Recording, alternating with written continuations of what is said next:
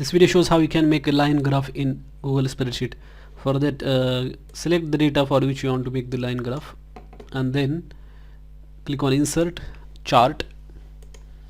Once you do that, by default it will select the column chart, but if you want to change it to line graph, just click on this drop down and then click on line. There is two types, smooth line and simple line. Just select simple line if you want, or if you want a smooth line, click on smooth line.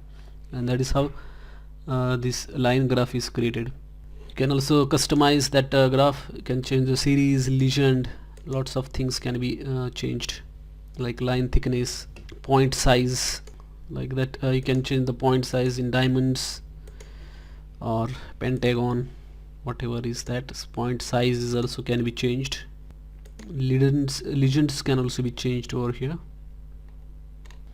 and similarly lots of other settings can be changed, like grid lines, horizontal axis, vertical axis, etc. Thanks for watching this video.